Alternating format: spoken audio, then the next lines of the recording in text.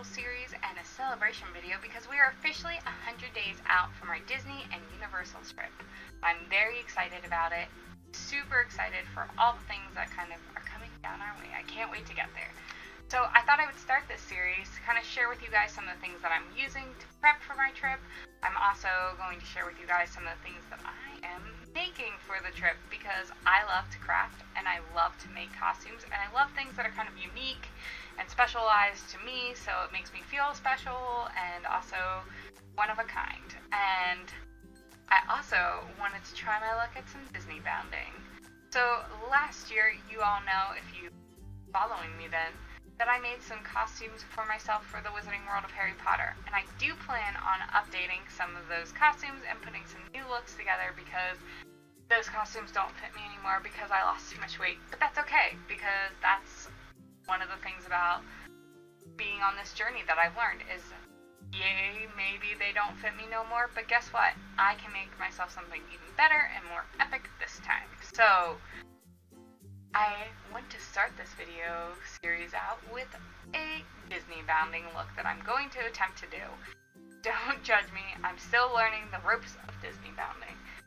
But I thought, why not make myself something special and start with a classic character of Minnie Mouse. So, on my Instagram, I posted this picture and I had people vote on whether I should go with the traditional red and white polka dot or go with a more vintage blue and white polka dotted mouse.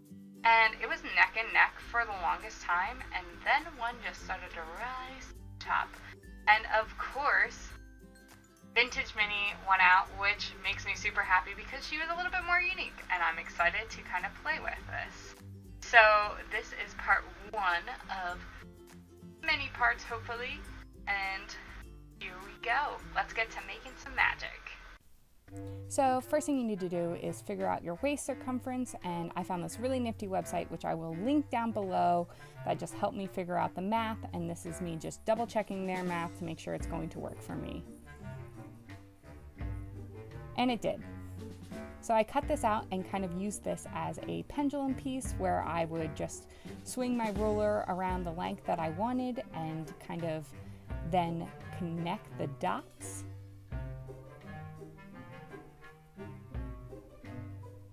And then cut around that edge with my scissors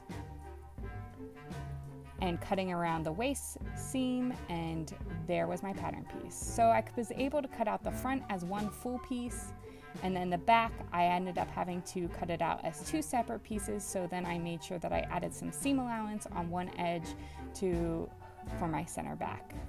My waistband, I doubled my elastic and added some seam allowance to it, and I cut a front waistband out, and I wanted it to be a little bit more professional, so I added some interfacing to it.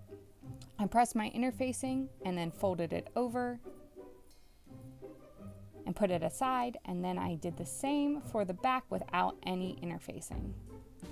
So my first step of serging was serging up the center back seam, and then I attached my waistband to my back piece and then repeated this for the front as well.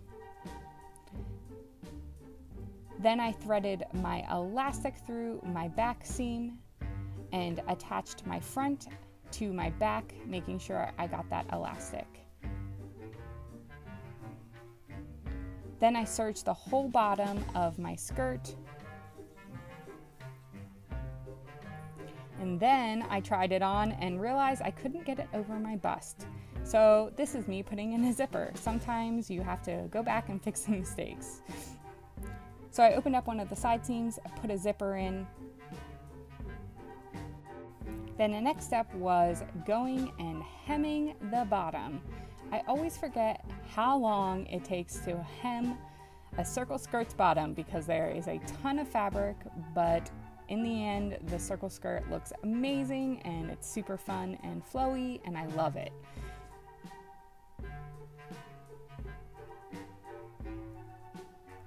After you're done hemming the bottom, I always say go and press it and make it look nice, and then you're all finished.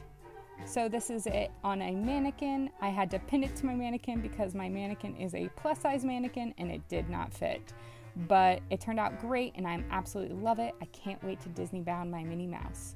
So thank you so much for watching and tune in soon to see more.